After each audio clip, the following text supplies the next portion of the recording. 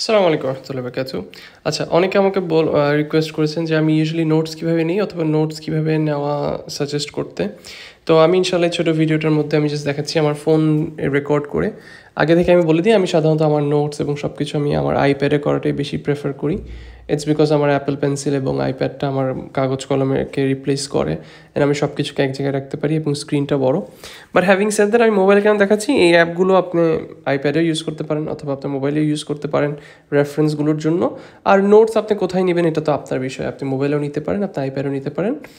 আমি একটা সময় ছিল যখন আমি যখন অফিসে ছিলাম, কোনো একটা অফিসে যখন আমি জব করতাম, তো ওই অফিস টাইমে যখন আমি ইউজুয়ালি পড়ালেখা করতাম আমার কাজের ফাঁকে, তো তখন এত সময় ছিল না এভাবে আইপ্যাড বের করা অথবা কাগজ কলম বের করে করা। তখন আমি অনেক লম্বা সময় ছিল যখন আমি অনেক ডিপ পড়ালেখাই করতাম ফোনে নোটস করে করে, ঠিক আছে।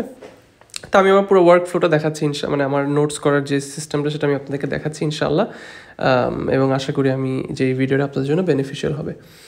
সর্বপ্রথম আমি যে কথাটা বলবো সেটা হচ্ছে, আমাদের জানতে হবে যে টেকনোলজি আসলে আমাদের জন্য, আমরা টেকনোলজির জন্য না। আমরা সাধারণত যেটা হয় যে টেকনোলজির কাছে আমরা সাবমিট করে বসে আছি এবং টেকনোলজি আমাদের ফেভারে খুবই কম আমরা ইউজ করছি। সো আমাদের এটা বুঝতে হবে যে technology is there for us, so we need to make the most out of it, ঠিক আছে।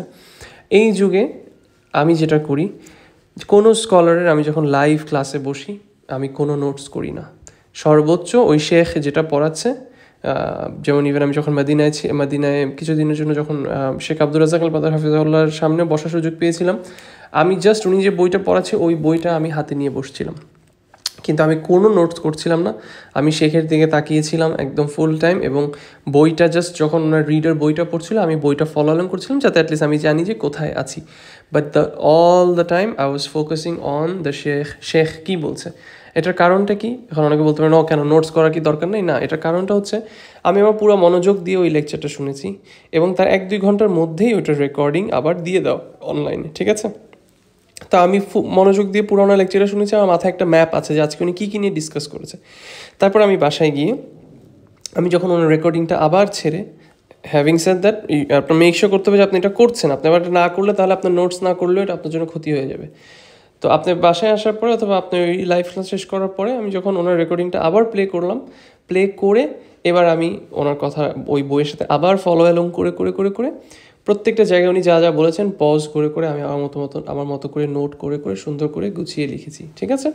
সো দ্যাট ইজ ওয়াই আমি সাজেস্ট করবো যে কখনো কোনো লাইভ ক্লাসে যদি আপনি জয়েন করেন এবং নোয়িং যে ওই লাইভ ক্লাসের রেকর্ড হচ্ছে, আপনি পুরো মনোযোগ আপনি ওই লেকচারে উনি মানে শেখ ওস্তাদ আপনার টিচার উনি কী বলছে সেটার দিকে দেন, তাহলে আপনার অন্যদিকে মনোযোগ যাবে না। কারণ অনেক সময় কী হয়, নোটস লিখতে লিখতে শেখ একটা কথা বলে ফেলছে, মাথা থেকে ছুটে যায়। আর সবার পড়ার স্টাইল সেম না, কেউ যদি কমফোর্টেবল হয় এটা সে করতে পারে, এটা জাস্ট আমার একটা সাজেশন এবং আমি এভাবে করি। সো অ্যাজিউমিং আপনি লাইভ ক্লাস করে এসেছেন, আপনার মাথায় এখন নোটসগুলো আছে, আপনি এখন বাসায় এসেছেন, বাসায় আসার পরে এখন আপনি নোটস করবেন, তাহলে আমাদের ইসলামিক স্টাডিজের কোনো নোটসই যদি আপনি করেন, এটা মেইনলি 4টা জিনিসের চারিদিকে রিভলভ করে: কোরআন, তারপর হচ্ছে সুন্নাহ, তারপর হচ্ছে স্কলার্স দে সালাফদের স্টেটমেন্ট, এবং লাস্টলি আপনার কিছু কমেন্ট সেখানের সাথে, ঠিক আছে।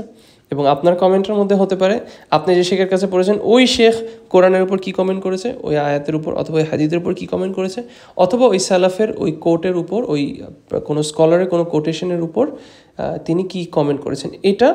অ্যান্ড আপনি তার সাথে আপনার কোনো কিছু একটা মনে রাখার জন্য কোনো কিছু একটা অ্যাড করা, এই 4টা জিনিসেই সাধারণত আমাদের নোটস রিভলভ করে। তাহলে আমি এখন দেখাবো আমি এই 4টা জিনিস কীভাবে করে করি। ধরেন ফর এক্সাম্পল, আমি কোরআনে আয়াত যদি হয়, আমি সাধারণত সূরা অ্যাপটা ইউজ করি। আল কোরআনও ভালো, ঠিক আছে। আল বাহিসুল কোরআনি, এটাও খুব ভালো সার্চ করার জন্য এবং তাফসিরের সাথে একসাথে। সো আপাতত আমি এখন সূরা অ্যাপটা ইউজ করছি। এখন ধরেন ফর এখানে গিয়ে আমি লিখতে চাচ্ছি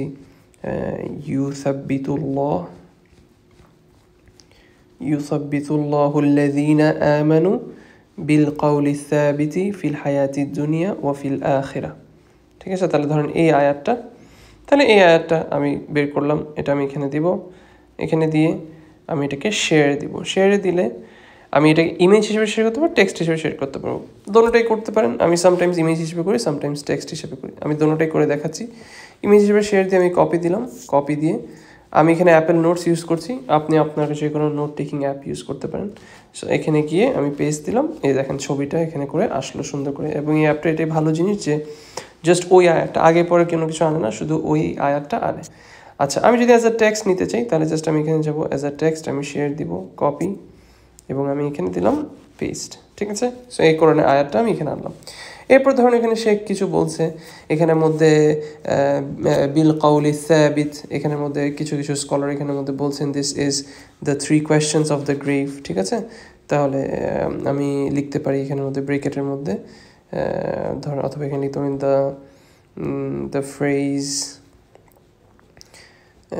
দ্য phrase বিল কাউলি সাবিত means, অথবা আমি এখানে শেখের কথা বললাম যে শেখ XYZ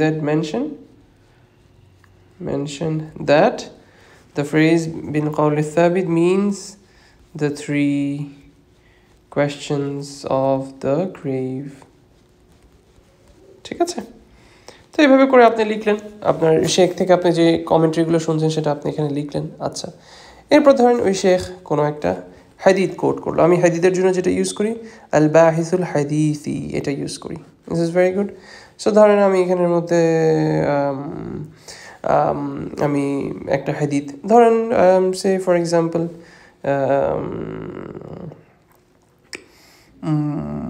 ধরেন ফর এক্সাম্পল ইন্নামাল আমালু বিন্নিয়াত দিলাম, ইন্নামাল আমালু,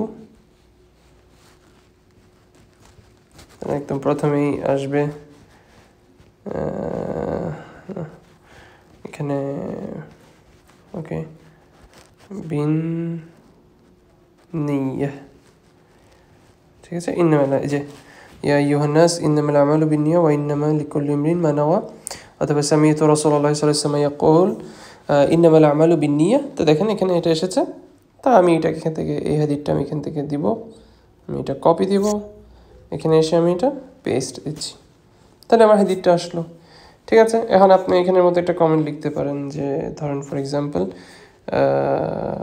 ধরেন আপনি বলতে পারেন ইন অ্যানাদার নারেশন, ধরেন এই হাদিসের একটা commentary, in another narration it came as আনিয়াত।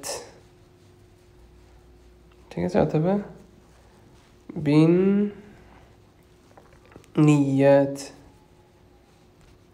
ঠিক আছে, তো ইন্নামাল আমালু বিন্নিয়া অথবা বিন্নিয়াত।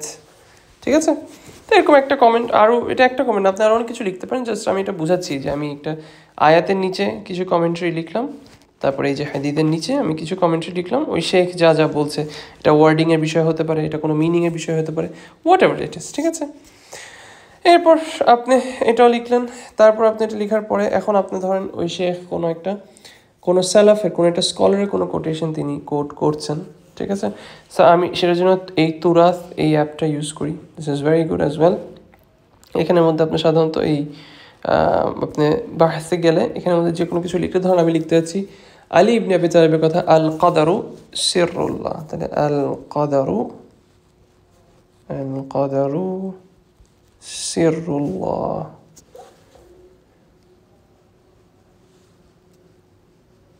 এই যে, সো এখানের মধ্যে এই যে দেখেন এখানের মধ্যে এসেছে আল কাদারু সিররুল্লাহ। ঠিক আছে, আমি চাচ্ছি যে কোথায় আলী ইবনে আবি তালিব ওনার থেকে কথাটা যদি, তাহলে আমি এখানে যদি একটু লিখি আলী,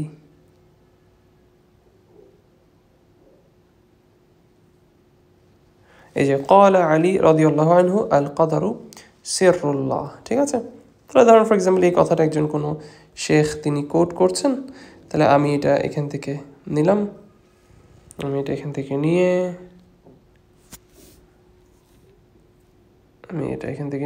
আমি এটা এখানে পেস্ট করে দিলাম, তাই এটা এখানে চলে আসলো।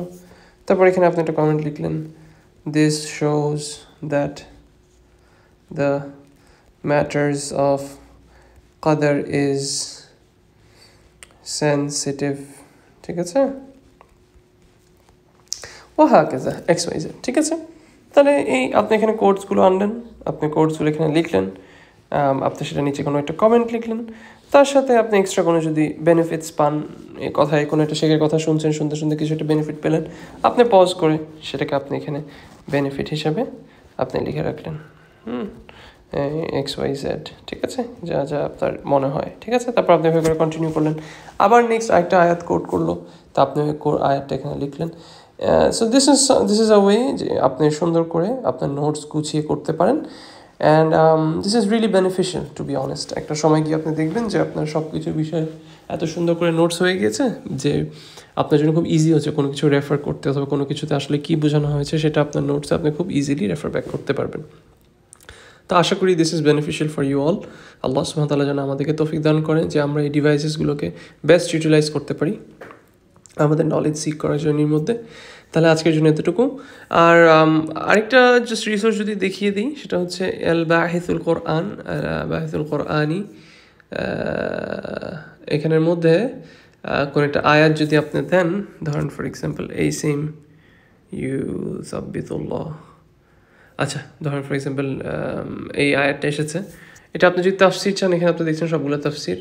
আপনি যদি উলুমে যান, উলুমে গিয়ে আপনি যদি এআরাব চেক করতে চান, তখন আপনি এখানের মধ্যে ইজি দেখবেন। তো আমি ধরেন একটু ইজিয়ার আপনাদের জন্য ধরেন সূরা ফাতিহা নিলাম, সূরা ফাতিহার ফার্স্ট আয়া, তাহলে আল এআরাব আল মুয়াসসার এখানে যদি যাই, তাহলে দেখেন বিসমি জার ওয়া মাজরুর মুতাআল্লিকানি বিমাহযুফ, ঠিক আছে, তাকদীরুহু ইবতাদা, ঠিক আছে, ফাজ্জার ওয়া মাজরুর ফি মাহাল্লি নাসবিন, ঠিক আছে, XYZ। তো এইভাবে করে এইগুলো গুড রিসোর্স আপনাদের মানে স্টুডেন্টস অফ নলেজের জন্য।